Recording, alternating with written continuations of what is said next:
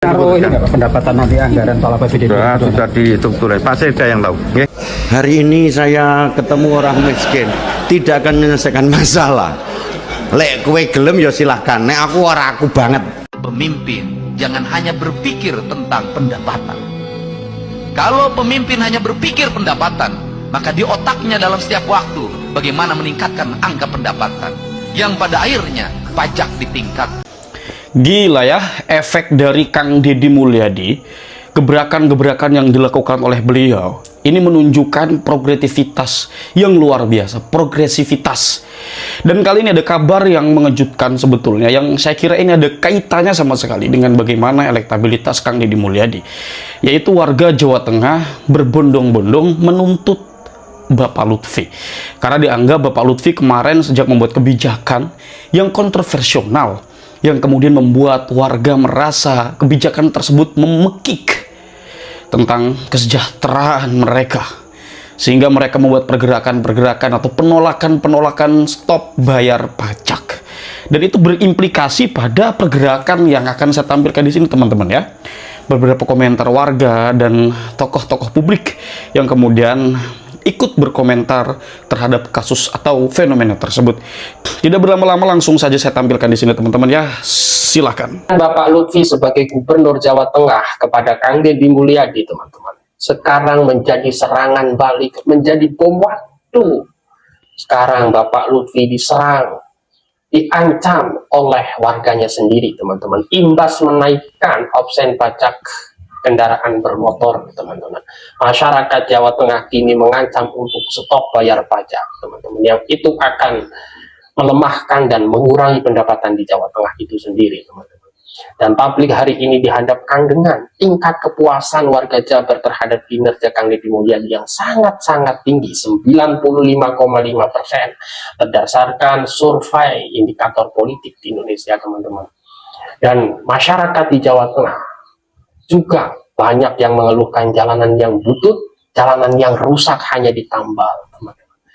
Ya, pajak dinaikkan, tetapi jalanan banyak yang rusak. Ini sangat bertolak belakang, sangat berbeda dengan keadaan di Jawa Barat, teman-teman. Ya, pajaknya tidak naik sama sekali, sangat kecil.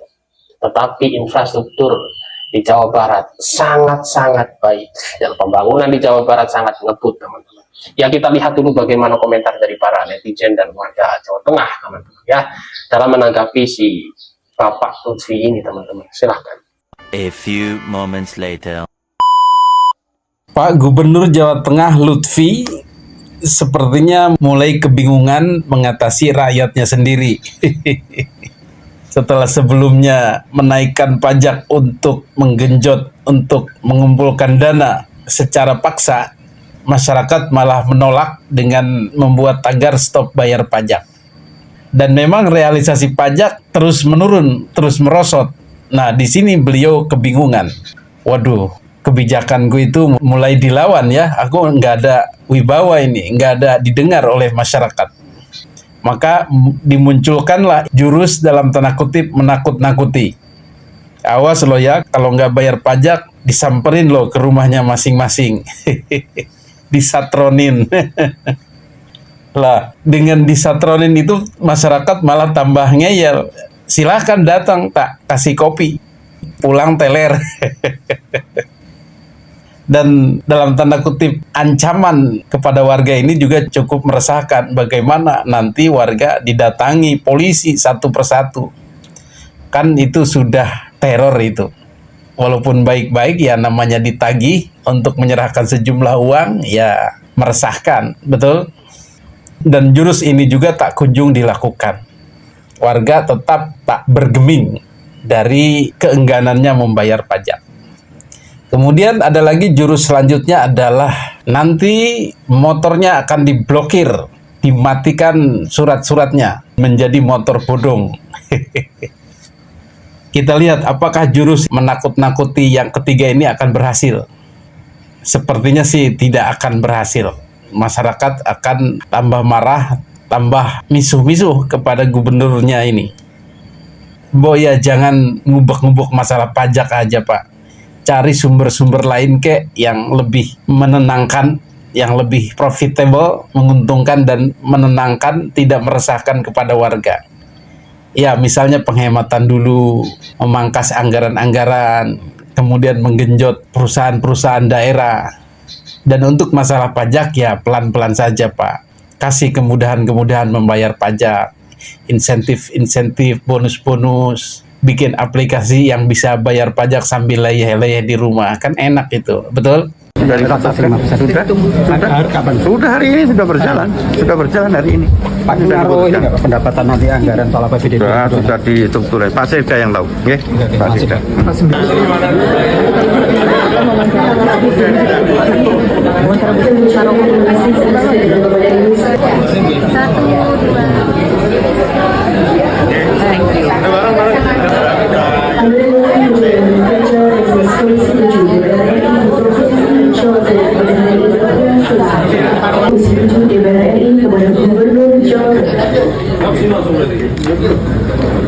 Yo, mari. Bisa di belakang kan punya industri tuh cepu. Minyak.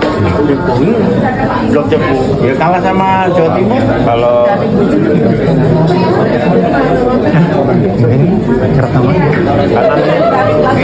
susah cepu. di Bojonegoro ya. Tapi itunya masih ada sih sekolah ininya. Dulu kan sekolahnya di situ.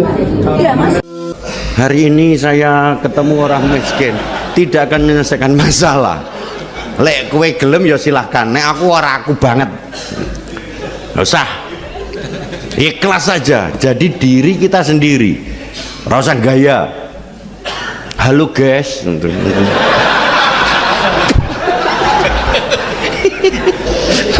kue lek ceblok loro,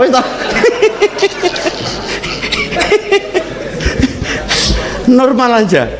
Begitu dikritik di medianya sibuk jawab. Akhirnya apa? Sikapnya diubah-ubah. Mangan teratur ngomong karena apa? Shooting. Apa enak urip ngono kuwi? Pemimpin jangan hanya berpikir tentang pendapatan. Kalau pemimpin hanya berpikir pendapatan, maka di otaknya dalam setiap waktu bagaimana meningkatkan angka pendapatan, yang pada akhirnya pajak ditingkatkan. Kalau pajak ditingkatkan, maka beban rakyat semakin tinggi. Bukan itu pemimpin. Pemimpin yang harus dibangun adalah belajar pada ibu kita. Ibu kita dulu meskipun sekolahnya tidak tamat SD, buta huruf, dia mampu menyekolahkan anaknya 9 orang, 11 orang, 14 orang. Apakah ada dalam pikirannya budaya pendapatan? Tidak. Yang dia lakukan adalah budaya pengeluaran. Bagaimana masaknya itu tidak berbiaya, bagaimana kayu bakar tidak berbiaya, bagaimana ikan tidak berbiaya, bagaimana menyiapkan baju tidak berbiaya, bagaimana anaknya bahagia tanpa biaya.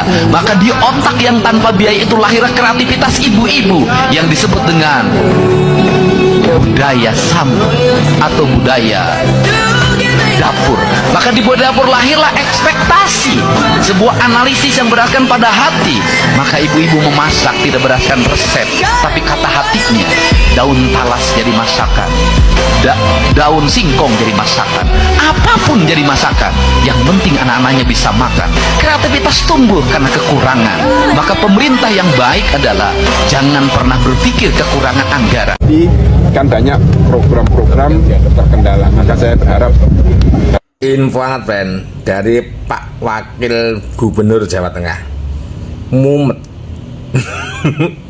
Ada gerakan stop bayar pajak karena kenaikan pajak kendaraan bermotor, ya disebutkan oleh Pak Wakil Gubernur karena nanti akan terkendala, dan saya berharap untuk segera membayar pajaknya. Ya Pak, percaya Pak, betul ya, terutama yang paling dampaknya itu ya itu untuk fee-nya. Kalau masyarakat Jawa Tengah stop bayar pajak, itu dampak yang paling dirasakan adalah fee untuk gubernur, wakil gubernur, dan bupati, wakil bupati, dan juga beberapa pejabat yang lainnya. Karena dari pembayaran kendaraan bermotor setiap tahun, setiap bulan itu berapa miliar, berapa triliun, itu ada fee masuk terhadap pemimpinnya. Ini yang paling dampak terasa. Kalau ngomongin dampak pembangunan, ya kadang-kadang rakyat pajak taat pun yang seharusnya kembali dinikmati masyarakat berbentuk jalan supaya dibagusi, tapi masih di sudut-sudut pelosok kota, desa, dan bahkan jalan provinsi. Jalan masih banyak yang dilebut madul-madul. Kemana Pak Ngobren? Warga Jawa Tengah diimbau segera bayar, biar ada kemasukan pundi-pundi ya dari fee masuk ke rekening. Contoh gini, Bren, Jawa Timur saja. Jawa Timur ya, walau memang secara APBD mungkin Jawa Tengah di bawah Jawa Timur. Jawa Timur saja setiap bulan fee dari pajak kendaraan bermotor dari masyarakatnya, gubernurnya ngantongi hampir 1,7 miliar. Wakil gubernurnya kisaran sekian ratus juta. Itu loh contoh ya, yang tersendat itu nanti yang paling dampak terasa adalah fee, nggak masuk ke rekening pribadi kalau sampai masyarakatnya stop bayar pajak. Mulai dulu Jawa Tengah ndang bayaro lah aku posisi kayak gini ketimbang tanggi bayar pajak motor, tanggi tuku beras udah motor mati udah masalah, udah rezeki sokeh tuku nasi nganyar. Yang 13% tahun kemarin. Nah, dengan adanya 13% kemarin, ternyata itu menjadi beban APBD kami di Pemprov. Sehingga kemarin muncul wacana 5% dan saat ini masih dibahas. Saya minta ya masyarakat tunggu saja dulu, nggak perlu bikin petisi atau ajakan-ajakan yang nanti ruginya bukan di kami pemerintahan saja, tetapi juga kepada seluruh masyarakat. Karena itu sekarang dengan sistem option, pemerintah kabupaten itu saat ini dengan option itu mereka sudah menganggarkan nih 1 tahun.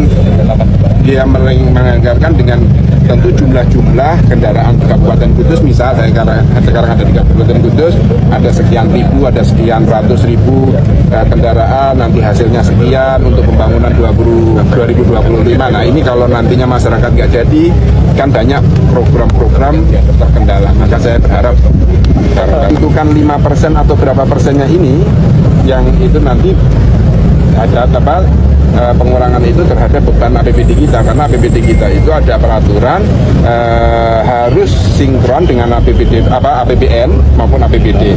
Nah ini yang harus kita sinkronkan, amanat ini yang harus kita jalankan, dan ini tidak hanya di Jawa Tengah, coba dilihat juga di Kabupaten. Guys, hari ini saya ketemu orang miskin tidak akan menyelesaikan masalah. Apa sih? Datang dari bendera yang sama, tapi kayak yang iri dengki. Iya, Bapak ini kayak takut saing sama orang baru. Bapak kalau misalnya takut tersaingi, ungguli prestasinya, bukan dengan menjatuhkan kawan sendiri, apalagi dari bendera yang sama. Udahlah Pak, ngapain nyindir-nyindir kayak gitu?